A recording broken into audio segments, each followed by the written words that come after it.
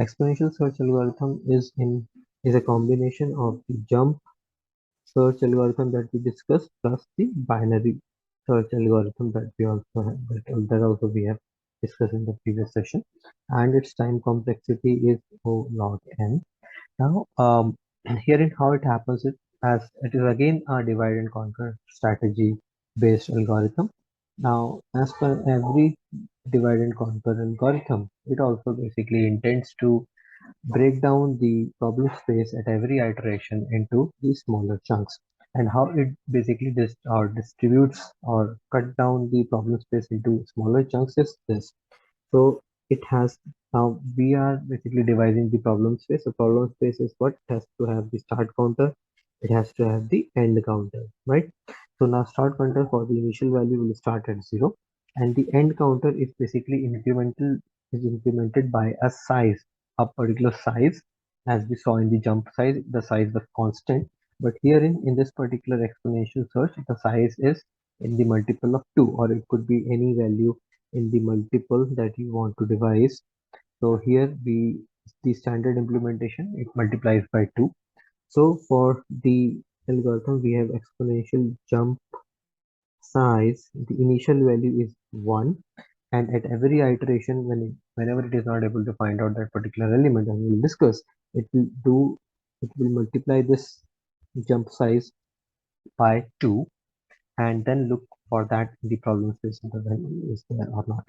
So here for the initial value, the end would be the value of start plus the exponential jump size we have, right?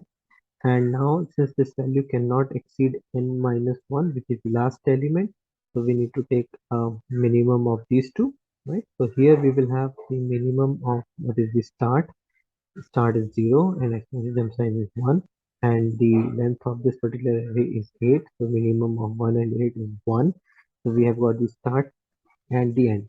So now the start is this, which is pointing here, and the end is pointing here for the initial run. Now what we do is, this part of the algorithm, what we do is a of end for this particular array. Let's say this particular array is named as, let's say, x. So what we will do is the x of end. What is the x of end here? For this particular iteration, x of end, there is x of 1, and what it is 20. The value 20, and let's say we are searching for a value as 60. Correct. So now 20, this 20, which is the end element of the problem space in the iteration 1, since 20, and how does it compare to 60? So 20 is less than 60, right? So the value to be found is still greater than the end element of the problem space 1. So what does it mean? That the value is lying here, right? It is not lying here, so it is lying towards the right of it over here.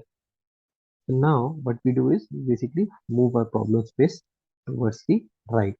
So now in the second iteration, what we will do is we will have the start equated to the previous end value. And what was the previous end value? It was 1, the index 1, right? Here we can see that. Okay, let me change the pen here. So here we have now the exponential. What is our exponential jump size now? So earlier it was 1, so we multiply it by 2, so that becomes 2.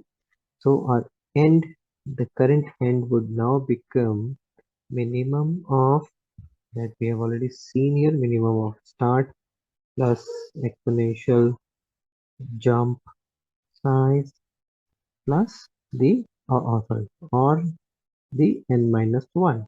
So here we have minimum, and the start is one value, right? We see the start value here, and the exponential current jump size value 2, and then we have the length of the array, which is 8. So the minimum of 3 comma 8, that becomes 3. So now for the new iteration, the second iteration, the problem space is defined by two values, the start and the end. So we have the start as here for the second iteration, start, and then we have the end at 3. So here is the end for the third index.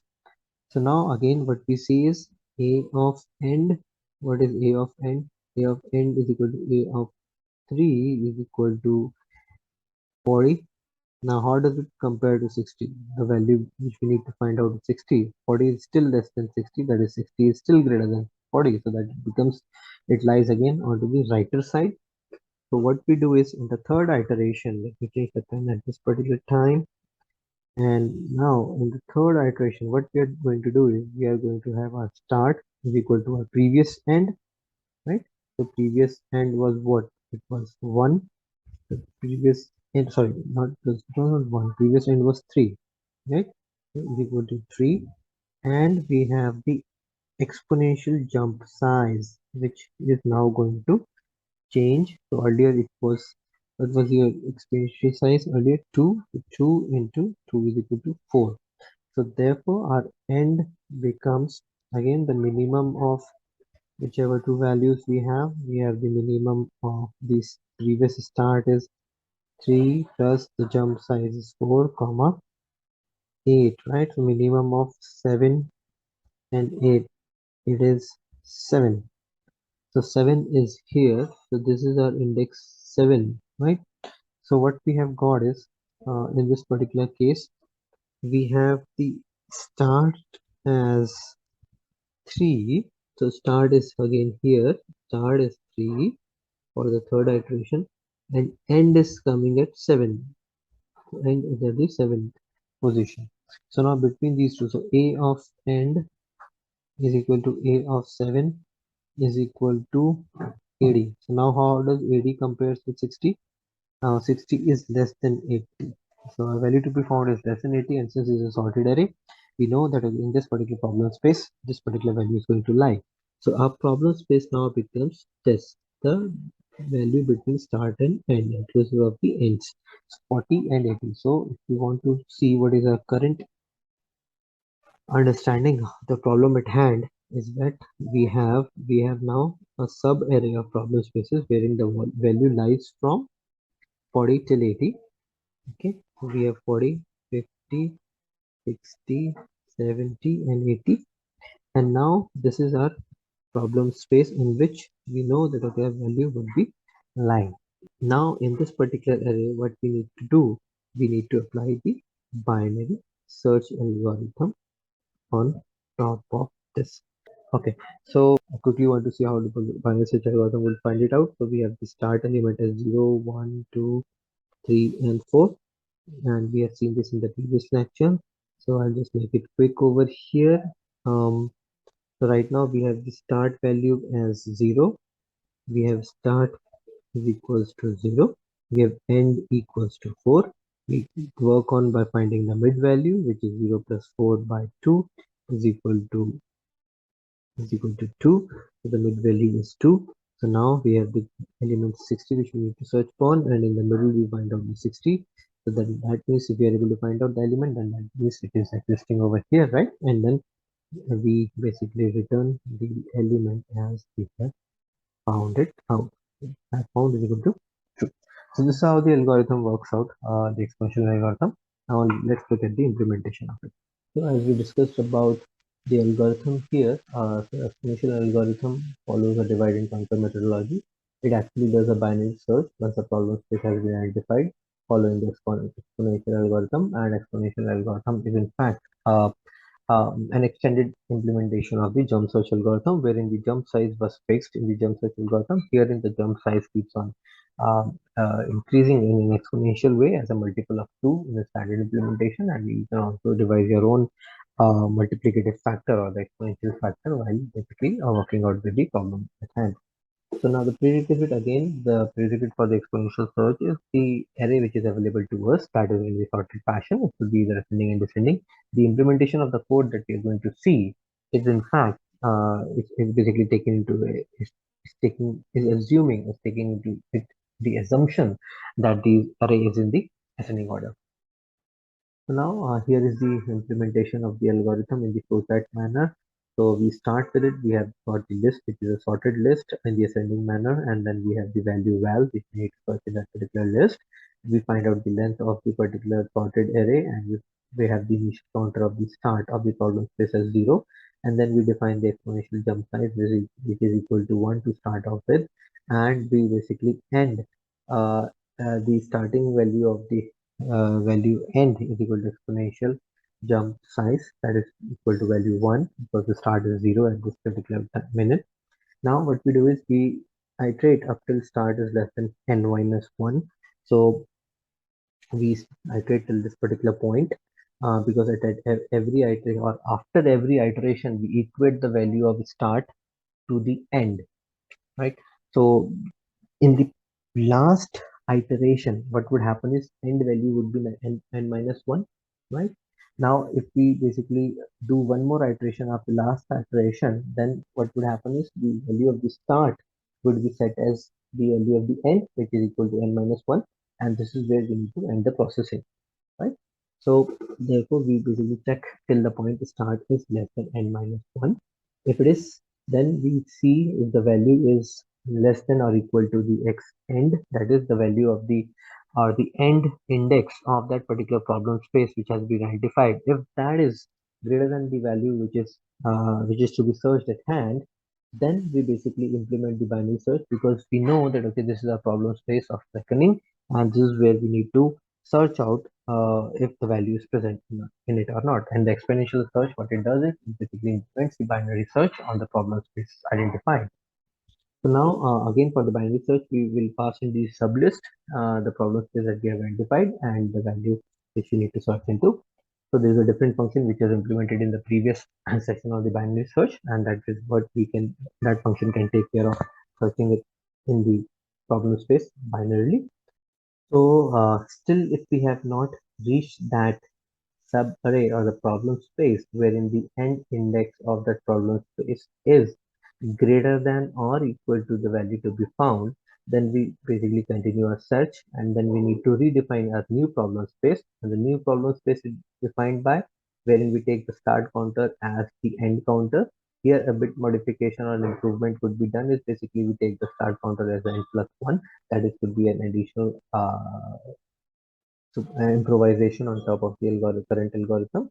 And the exponential jump size is what we take it as the multiple of 2 of the previous exponential jump size. So if in the previous exponential jump size was 1, now in this iteration the exponential jump size will become as 2. 1 into 2 is equal to 2, and that is where we basically now add the exponential jump size to the value of the current start, and the value of the current start is equal to the previous end. So now we have now defined a new problem space, and also bear into mind as we discussed that okay, we take the minimum of the start plus exponential jump size or n minus 1, so that just to ensure that we are not exceeding the length of the array or the end element of the array. Now, doing so, we again iteratively go back and then check from here. Now here, if we have applied the binary search after we have found out the problem space of reckoning, then we seek out whether the binary search, if it is able to find out a particular value, it returns the value has been found, and that ends the algorithm. If it doesn't find out particular value in that problem space of reckoning, then we say and we basically illustrate that okay, element is not to be found in this particular array, in this particular problem space, and hence it is not available in the entire array itself. So this is how the exponential search algorithm flowchart wise looks like, and let's look at the implementation in Python for this particular algorithm. So here we have implemented exponential jump search in IMPL. The link of this particular GitHub is also available in the description of this video. So now we find the length of this particular array. Now this is crucial. Why? Because if there is only if the list to be it's a corner case basically. If a list in which the element is to be found is of only one element, then we basically just check the first element. If it is equal to value which is provided to be searched, then we return have found value is equal to true, and we do not do the rest of the steps. Also, because the exponential jump size always needs to start with a particular value, so that the multiplicative factor gives out exponential value. So 0 multiplied by 2 will always be giving you a 0. So it has to start with 1. So Therefore, we were not able to compare the initial or the first element. So henceforth, we basically make this step upfront, and then we start with the value as 1, and we have the start counter for the problem space. The initial value is 0, and the end of the initial problem space is the jump size, the initial jump size, and we reset the value of have found is equal to false, or initialize it to have found is equal to false, and we execute it till start is less than n minus 1. And these some different statements are just for demonstration purposes. It will be illustrative when you run for one of the test cases, as we will see later. Now, if the val or the end index of that particular problem space which is at hand, if it is greater than or equal to the value we need to search for, then that is a problem space of reckoning, and we'll get into it. So here we will be it's past is okay. This is a folder. We can comment it out. Now list to be searched in. So that means now we have got the problem space in which we need to execute a binary search. So the list to be searched in, that is a problem subspace that we need to search in now, is the x of start for the particular problem space till the end of plus one. So we have to include the end as well. So we have just added one more element so that the end value is also included in that particular uh, problem space, which is to be passed on to the binary search for searching. So we basically return this particular value of have found via this particular method which we have implemented above in the same GitHub repository. So binary search IMPL, and we pass in this just the problem subspace and the value. This function will take care of it, and whatever be the uh, verdict of that search, we basically have to break up it. Like we need not to continue further for rest of the executions or rest of the checks, and we just need to break it over here. So it will break out of this while loop, and it will return the have found value. If it is if we have not found out the if we have found out that okay, x end or the end index of the problem subspace that we were looking into is still less than the value that we need to search for, so we'll continue our search. So for the next iteration, we will go in with the start as the previous end value, and the exponential jump size multiplicative of the previous jump size as the standard implementation is multiplied by 2, and then the end is equal to the minimum of start plus exponential jump size, or n minus 1, n minus 1 being the last element of this array. So we need not to exceed the end at any point in time greater than the um, last index of the array. So that is where this particular check is. Now this is how it goes into iteration mode, and it will find out via the exponential way, exponential algorithm way, whether the value exists in it or not. So let's run this particular code over here. So we have run it, and then these are some of the test cases. Let's see how it works out. So okay, so one of the test cases, let's take this one. So wherein we had the input of 0, 1, 2, 3, 4, 5, and we wanted to search for 1. So first of all, it went into the problem space identification via the exponential algorithm. Search algorithm, so it had start as 0, the initial value, and as 1, which was the initial exponential jump size. That is equal to 1, and then it was compared with the element 1 itself. So we have the element 1 at index 1, it is 1, and we're searching for 1. So at this point in time, it makes a call to binary search, and the problem space to be searched in is, and it passes this subarray or the problem subspace to binary search 0, comma 1, because that is the start and the end. And this is how the binary search executed. It first of all found out the mid value, which was coming out to be 0, so it does not, so it was now lying on the right of it. So next iteration, the start becomes 1, which is equal to the end, and the end becomes the and remain 1 itself. So here in mid became 1, which is start plus n divided by 2 equal to 1. So the element 1 now was found on the first index, and it returns the true. So this is the entire implementation of the exponential search algorithm, intuition wise, flowchart wise, and also the implementation in Python code wise. So please have a look at this particular GitHub repository. This extension of the jump search algorithm, so it should trigger your mind as to how basically we can start taking down the problem subspace into minor chunks. So this is one of the implementation of jump search, which helps you identify that, and then you can apply. You are applying the binary search on top of the subspace which has been found out. So this is how the exponential jump search or exponential search algorithm has been implemented. Hope this was of help to you. Thank you for your patience with me.